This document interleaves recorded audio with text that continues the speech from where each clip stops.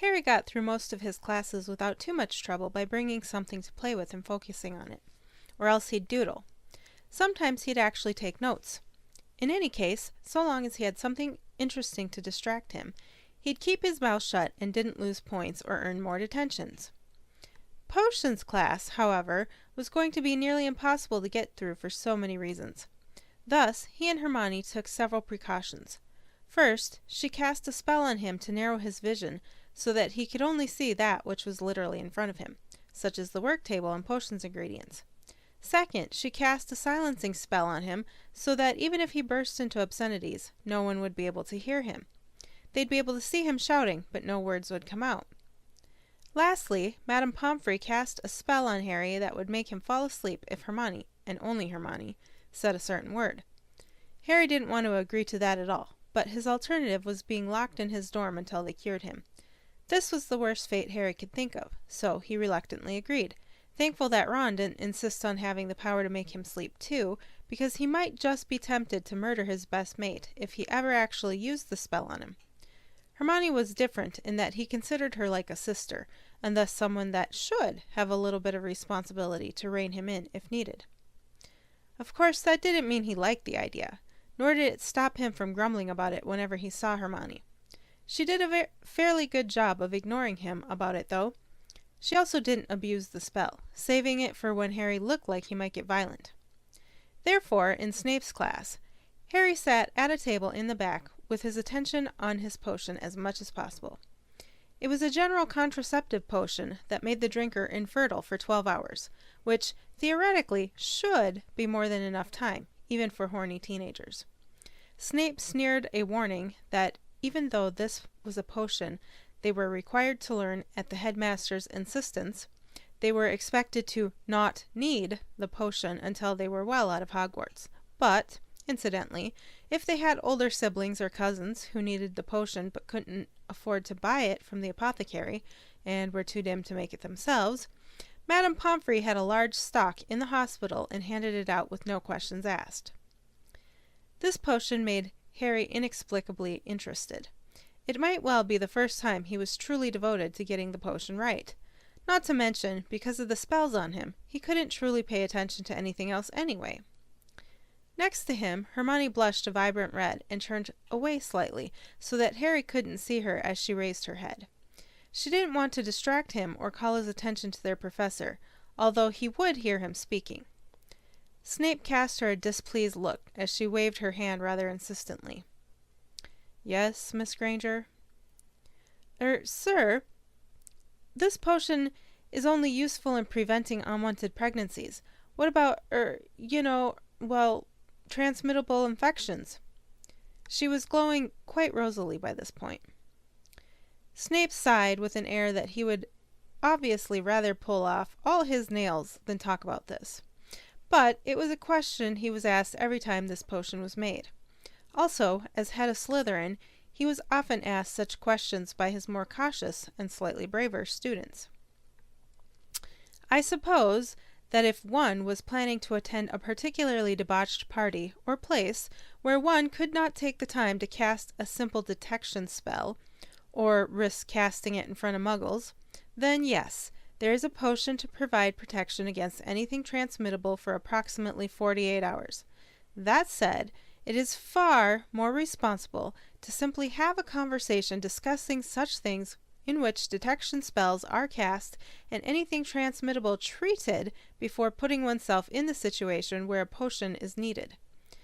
If you wish to know anything else on the matter, ask your charms professor to teach you the relevant spells, or talk to your head of house.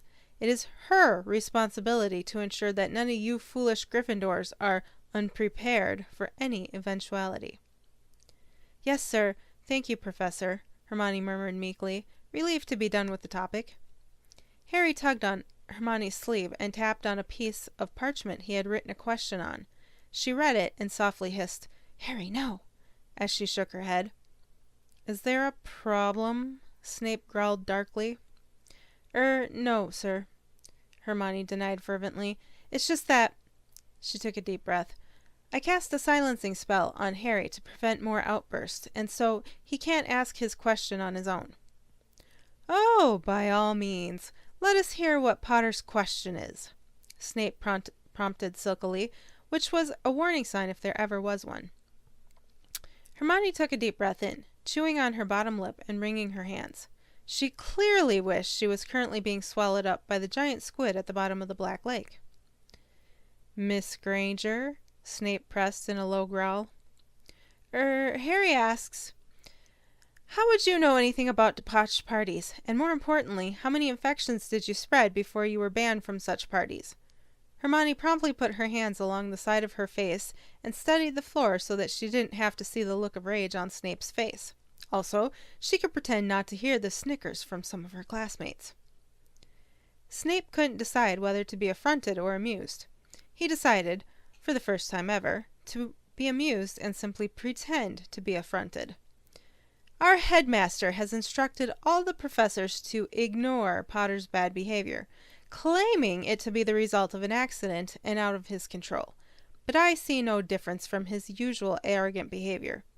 Therefore, Potter, you'll be serving detention with me tonight. However, I shall compromise by not taking any points away.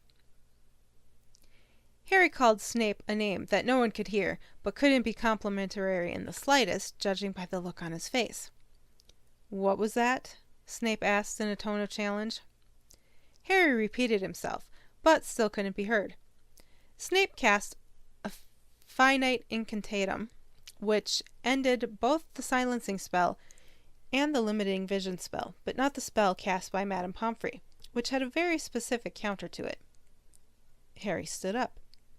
I said, you're such a complete bastard, sir, that I have no idea how you haven't been sacked. You're a dismal teacher, too busy bullying kids to see that the reason no one learns anything is because of you.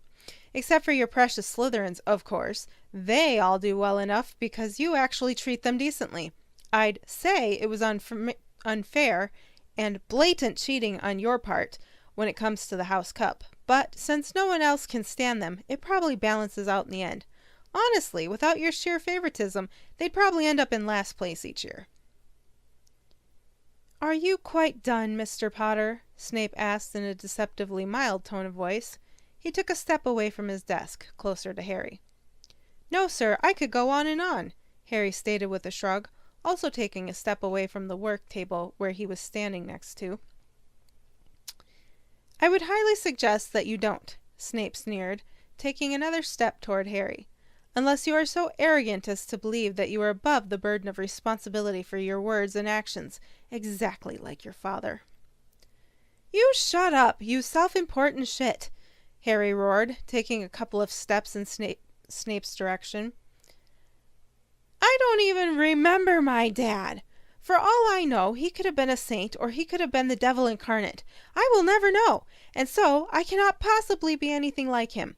And you are the lowest sort of person imaginable for hating me from the moment we first met simply for looking like him. I was an innocent child. I was raised by people who kept me locked up and tried to bully the magic right out of me. What I needed was a decent role model to look up to, but you couldn't be arsed to care about the actual welfare of your students, could you? So, you think I should have coddled you, Snape roared in return, stomping ever closer to Harry. You think you should be treated as special simply because you're a celebrity? Whether you know it or not, you are exactly like your father. He always thought everyone should treat him as something special just because he had rich parents who doted on him atrociously. He was a bully who thought he was a saint, and you are just like him. Harry pulled out his wand. Don't talk about my father that way. Or what? You'll hex me? I'd like to see you try. The two of them were practically toe-to-toe now, and Harry was filled with so much rage that he switched his wand to his left hand so that he could use his right to punch Snape right in the nose. The whole class, which had been mostly silent because they didn't dare breathe during this exchange, now gasped in utter shock. Snape visibly shook with the effort of restraining himself from returning the punch. He grabbed Harry's collar, clearly longing to shake him.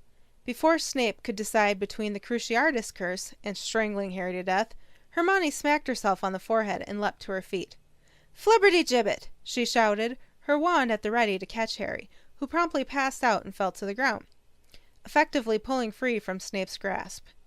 She levitated Harry toward the exit of the dungeon. "I'm so sorry, Professor. I was supposed to bring Harry to Madame Pomfrey the moment he lost control. I just forgot." Snape watched in silence as they left the room. It took him a few deep breaths to regain his composure, and when he did, he ordered the rest of the class to finish their potions. The first moment he could, he stepped into the supply cupboard to give himself a moment of privacy. He was more than a little ashamed that he couldn't control himself better. Even so, he was rather proud of himself for not succumbing to the urge to punch Harry in return. Never in his life had he used violence on a student, and he didn't want to start now. Later that night for detention, it was just the two of them. No witnesses. "The headmaster has asked me to redouble your occlumency lessons, seeing as how your current lack of control is having disastrous consequences for you. Personally, I don't care if you are in detention for the rest of your time here at Hogwarts, but it's not my opinion that counts in this matter." Harry growled, but before he could say anything, Snape cast Legilimens on him. Harry leapt to the side to avoid it. Secretly, Snape was a tiny bit impressed. With no impulse control, Harry acted before his thoughts fully formed, leaving Snape at a slight disadvantage. Thus, the session turned into a duel, with Snape trying his best to get into Harry's mind, and Harry doing his best to hex the professor within an inch of his life. Snape was entirely glad he had moved everything important out of his office as a jar of desiccated beetles exploded behind him. When it became apparent that nothing useful regarding occlumency was going to happen, and growing more tired from the long duel than he wanted to admit, Snape growled in frustration and dismissed Harry. "Get out! And shut the door behind you when you go." "Yes, sir," Harry yelled flippantly as he stomped toward the door, panting heavily from exertion. He took advantage of the fact that Snape had turned to survey the damage of his office by flipping him a two-fingered salute before slamming the door shut as forcefully as he could. To his surprise, Draco was waiting outside the office. Draco also looked surprised for a split second before remembering that Harry had detention and rolling his eyes at his own idiocy. He also stood up rigidly straight and braced himself for another resounding slap across the face. Why, oh why, hadn't he brought Crabbe and Goyle with him? Sure enough, Harry promptly looked so murderous that it was almost visible, like a crackling fire surrounding him. "You bloody gorgeous bastard! How dare you put yourself in front of me? I should tie you to my bed so that you can't get in my way ever again." Draco seriously had to wonder if Harry was being kinky with that suggestion. The idea was disconcertingly appealing. This mini mental battle distracted him just enough that Harry was able to grab his hands and slam them into the wall again as he demanded a kiss so thorough that it was hard to think straight. Draco relaxed and let himself enjoy the snogging. "Apparently he no longer has the impulse to slap me, just kiss me," he thought. This wasn't such a bad thing, even if they were likely to be discovered by all of Slytherin House at any moment. He actually didn't notice when Harry released his hands. It wasn't until Harry's hands stroked a long line down his back to grope his arse that Draco realized that there was no reason for his hands to be up against the wall anymore. He let them fall onto Harry's shoulders for a couple of seconds before tangling them in Harry's thick and coarse hair. It was softer than it looked.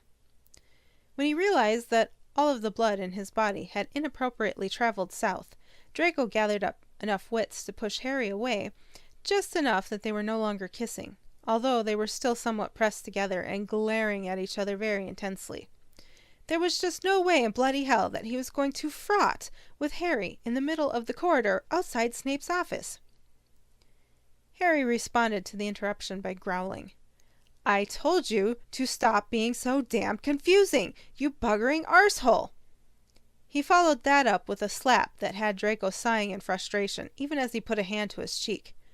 "Watch it, Potter, or I'm going to start slapping you back. I don't care if you are cursed, or whatever. You can't treat me, a Malfoy, like that." "I can't help it," Harry protested with a frustrated hiss. "I just hate you so much that it's all I can think about." "Yeah?"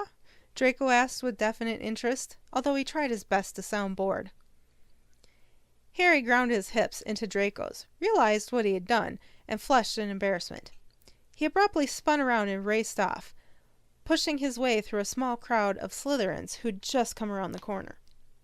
Blaise watched Harry run off for a moment before slowly looking over at Draco. Crabbe and Goyle looked like they weren't sure if they should go after Harry or let him get away. Pansy, Theo, and Millicent exchanged incredulous looks. "Did Potter slap you again?" Blaise asked with a much too gleeful and knowing smirk, since Draco was still pressing a hand to his cheek. "Yes," Draco ground out unhappily.